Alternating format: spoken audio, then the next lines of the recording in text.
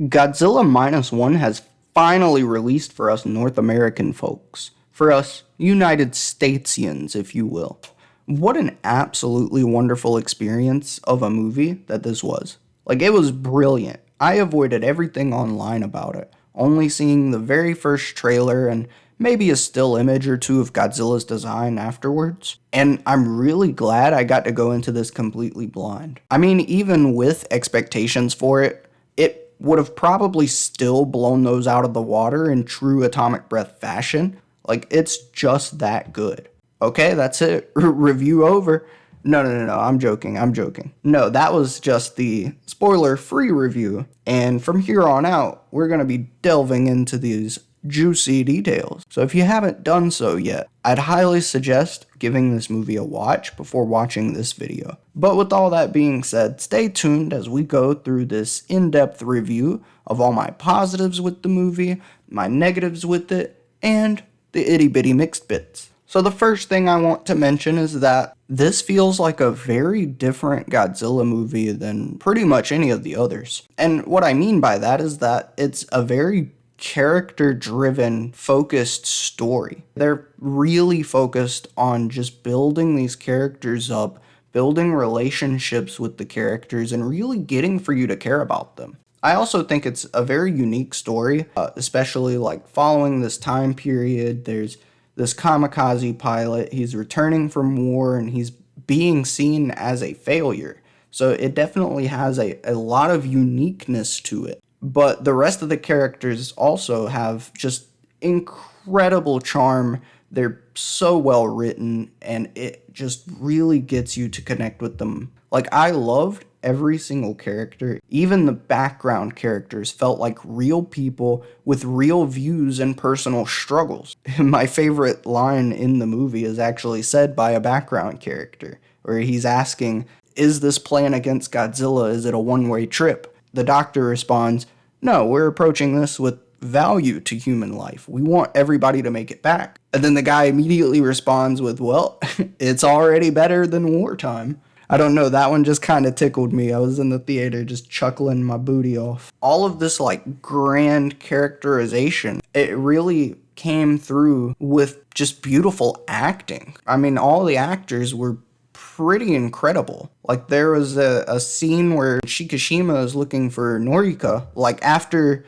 Godzilla has used his atomic breath and she gets kind of blown away and he's looking for her, but like you can just see the utter shock on his face, wide-eyed and glancing around extremely quickly, and it was just such a beautiful moment. And the scenes themselves were just incredibly beautifully written, with many being a masterclass at depicting interesting conflict, both externally and internally. And through these conflicts, you got a very grounded tone. Nothing was out there, nothing was crazy, everything felt real, which was partially due as well to this interesting time period. We've never seen a Godzilla movie take place here, and it really did a great job at showing the different views of the Japanese people during and after the war. But enough about the humans for a second, let's talk about the Big G himself. Godzilla's design keeps a similar look to the classics, with enough changes to differentiate him. I especially love his spiky dorsal plates, claws that were just protruding from his fingers. I also really enjoyed his smaller size. I'm not really the biggest fan of just constantly upscaling him. Legendary was like, "Oh, we're gonna make the biggest Godzilla ever. He's like 105 meters.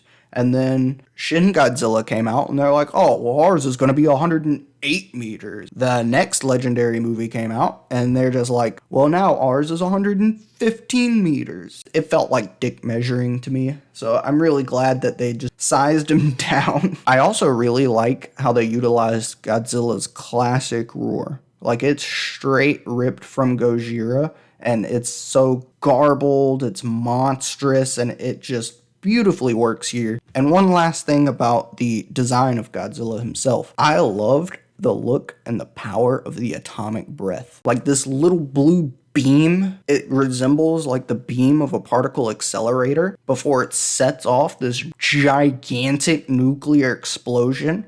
And every time he used it in the movie, you really felt the impact of it. I also like how throughout the movie, Godzilla gets scarred. In his final moment, he almost looks zombified. He's got like parts of his skin that have just come off, and just, it looks like his skin is almost like bubbling up, and his irises are white, which was a pretty neat callback to GMK. All of the water scenes in general, they utilized the water to great effect. It made the Navy battles just so intense. There was just always this imposing feeling of dread, especially in like that boat chase scene. That was such a dreadful scene. And I mean that in a good way. Like it reminded me of something on the level of like Jaws. Overall, there was just amazing cinematography with a genuine look and feel like you're in the scene, but it also provided a really good balance between shots from the human's perspective and shots that show Godzilla in his full glory and show the scope, the sheer scope of destruction. One of my favorite scenes in particular in the movie, the scene with Shikishima screaming at Godzilla while the muddy rubble just rains from the sky and drenching him and covering him with filth and dirt. It was just such a unique and creative scene, and this scene serves as a great visualization of his turning point in the story, being filled with such hatred for Godzilla and an unhealthy obsession with getting revenge. His soul is almost being darkened and tainted by the destruction. And I will say that this movie has the best special effects I've seen in any Japanese movie. It stands up against, and in many ways is outperforming, Hollywood giants, especially in this modern time. All of the shots just look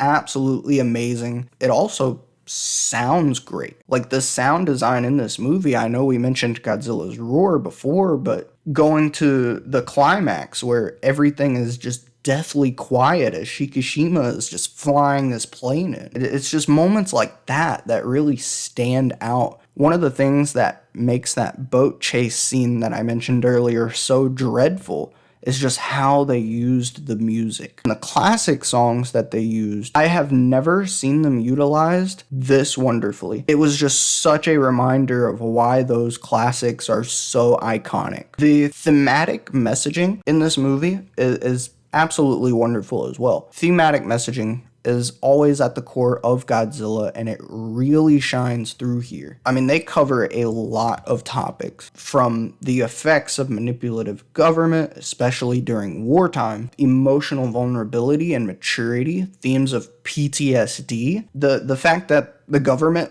largely doesn't care about its people. And even in the wake of disaster, it's up to the people to pick up the pieces and put in the work. And they do so with a humanitarian and compassionate outlook, starkly contrasting the government's own views and methods. The message of the government's willingness to turn a blind eye to disaster and the way Godzilla is used in this metaphorical sense is really brilliant. Godzilla himself is used as a metaphor for war, with the people at the forefront of his attacks not knowing the motivation behind these disasters. Left with war, they don't know why it's happening. They're just left there to deal with it. And the use of this metaphor of war will undoubtedly resonate with a lot of people today, given the ongoing invasion of Ukraine and the more recently developed Israeli-Hamas conflicts. And I'm honestly really glad it's Japan that's making this statement, because Japan is a country who's been in the shoes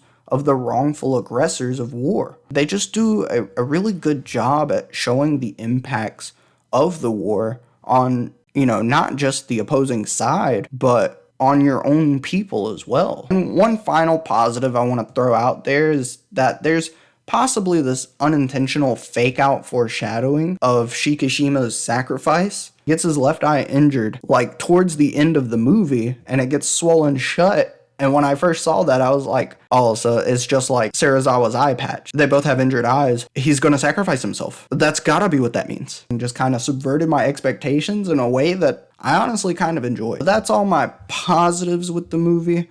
Now let's move on to the negatives. Some of it can boil down to personal preferences, but I do believe there is one or two points here that may have some solid basis for criticism. So, starting off small, I don't prefer the ancient dinosaur origins. Like, I prefer him to either be seen as more of a leviathan or just leave it ambiguous. And this would be in my mixed elements of the movie if it weren't for the fact that Godzilla brings up the dead fish before being hit with nuclear weapons. It just feels kind of off because it suggests that he's already radioactive, and there's no real reason given for that. And for as much as I praised Godzilla's design, the process of him charging up the atomic breath, it didn't make too much sense to me, other than the fact that they wanted it to be as different as they could possibly make it. Like, I can't imagine that that would feel good to sit there and have, like,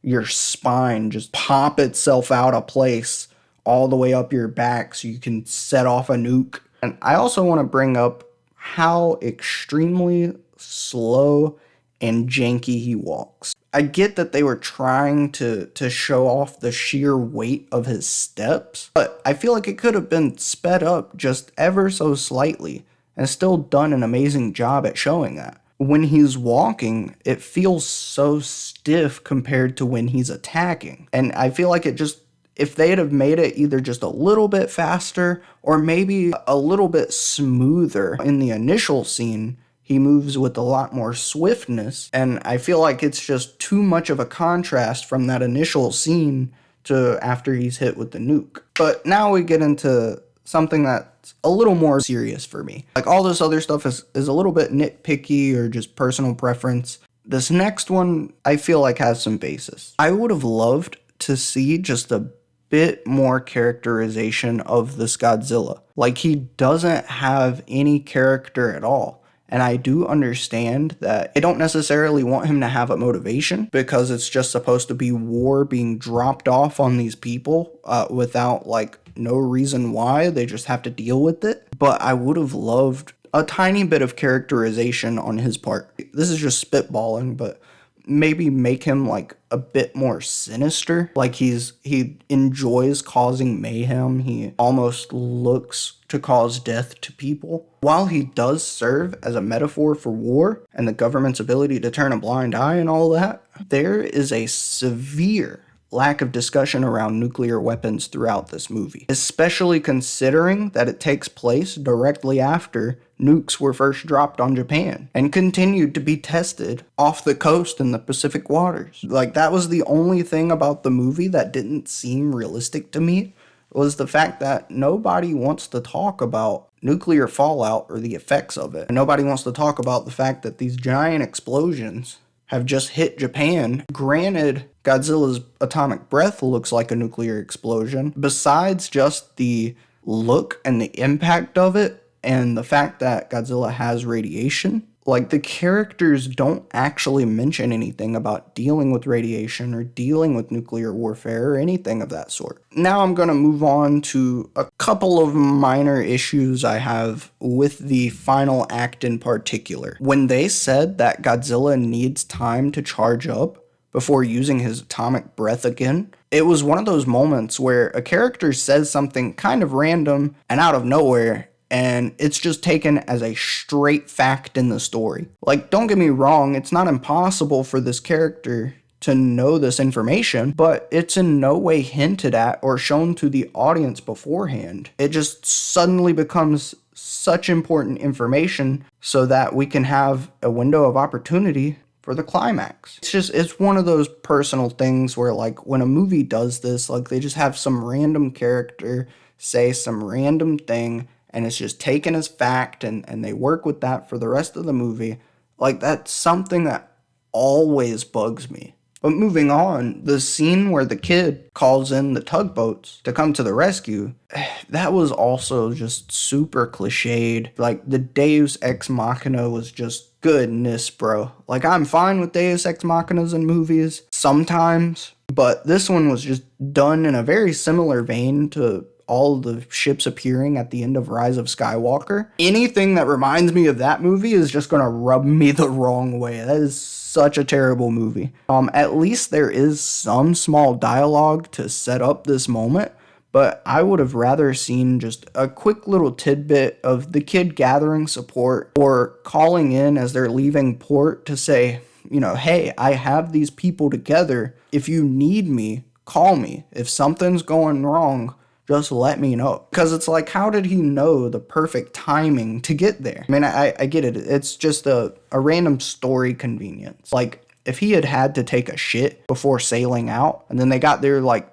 10 minutes later, it might would have been a completely different outcome. Who knows? And when they get there, this is really minor, but when they get there, all the tugboats, they just gloss over the time it took to tie every boat to the destroyers. Like, that had to have taken time to organize that. Was Godzilla just sitting there being still and waiting for them to be ready? Because, I mean, you see him stop, you see him try to struggle. He at least can pop the little inflatable things. And when he comes back up, he is able to move. Like, nothing really suggested to us that he was immobilized during the time it took for all those boats to be tied to the destroyers and help pull. The last thing that rubbed me the wrong way was just the very last shot of the film. Like, we already got a callback to GMK with his zombified look having the white pupils and his atomic breath destroying him from the inside.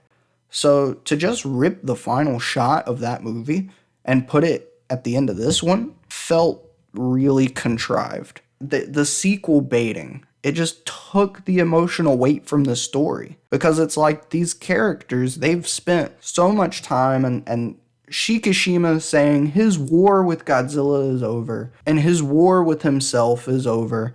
And then you get that final shot and it's like, no, the war is not over. Because at the rate of growth it seemed to be at, leads to the idea that they might have just bought themselves a year or two of being Godzilla free. Like, I don't know. I would have preferred saving that reveal for the sequel if it ever happens. The negatives in this movie, a lot of them are just personal preference for me. They're definitely outweighed by the positives. But we're not quite finished yet. Let me go through some of the things that I'm kind of mixed about. Like, I either need a little more time to sit with them and just decide how I feel about them, or I'm neither here nor there, but I do feel like they need mentioning. So the first one, we're going back to Godzilla. He seems relatively vulnerable, but it's also counteracted by his healing abilities. And I'm not sure how I like that, because it felt like modern day weapons would actually stand a chance against him. But with how incredibly fast his healing is, it also lends itself to making him seem unkillable. Usually in like movies like, I don't know, the first one that comes to mind is Deadpool. These incredible healing powers, they tend to take more time, forcing the character to kind of retreat and recuperate. Even in the other Godzilla movies, when he gets hurt, he doesn't just heal. He needs a minute to retreat and recuperate. So I'm not sure how I feel about that. And another thing is, the story itself was just a little bit predictable, especially getting towards the end. But I put it in mixed instead of the negatives, because I don't think it was presented in a way that suggests that it was trying to be unpredictable.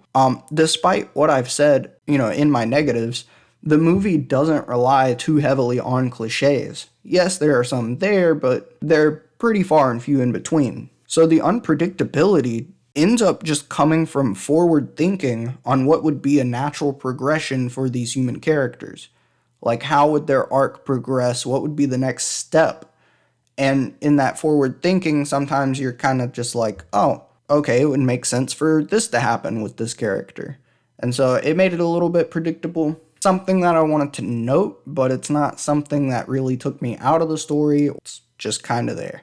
The transitions between a lot of the scenes were extremely simple. On one hand, it does feel like it's paying homage to the original Gojira, because its simple transitions helped carry the tone between the scenes. That same thing happens here on a couple of occasions, but on the other hand, it would have been nice to see just a little more creative flair.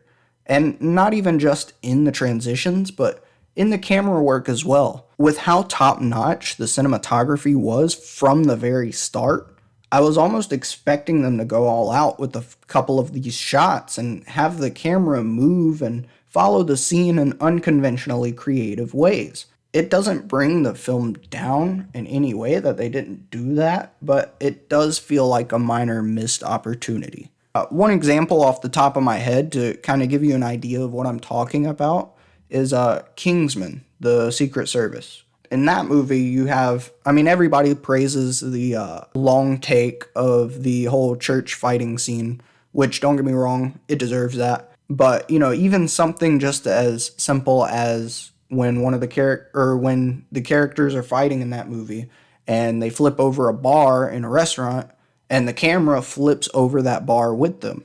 You know, just little movements like that. Now, don't get me wrong, that doesn't take anything away from the cinematography. Like, I only really felt that way because the cinematography was so good that I was expecting this kind of creativeness to come oozing out, which it did in other areas, just not particularly in kind of the camera movement and the camera work. As a final note, there's a couple of minor nonsensical things in the plot. The two examples that I have noted were the boat chase scene and the attack on Ginza. So in the boat chase scene, Godzilla should have been able to catch that boat no problem. However, it's in the mixed category because it is extremely forgivable given how well crafted and intense that scene was. Moving on to the sequence of the attack on Ginza, Shikishima kind of immediately finds Noriko in the midst of all this destruction in the middle of the city. For a split second, I was like, well, hold on a minute.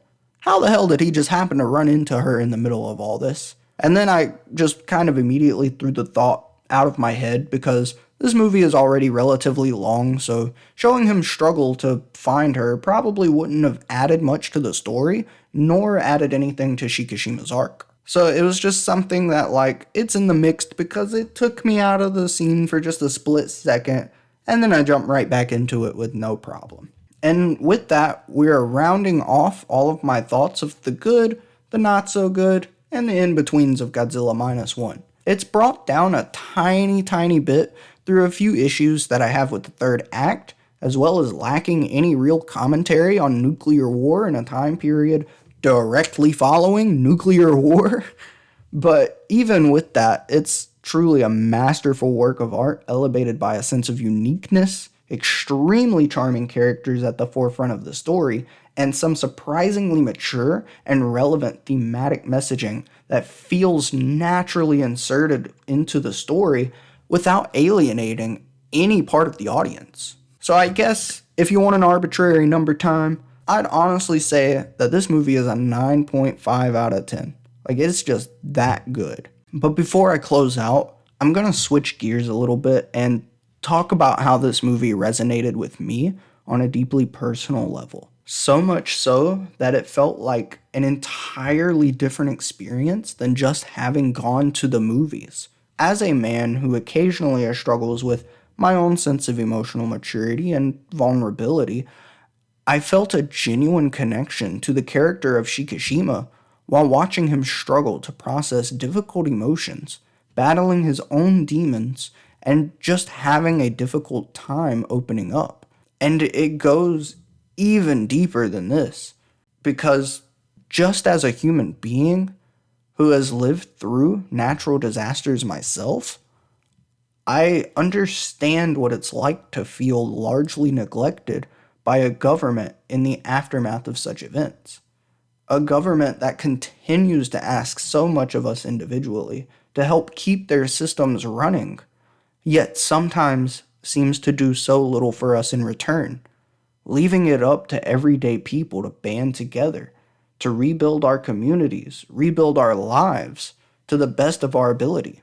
Every single character in this film had been broken in one way or another, yet showcased incredible resilience.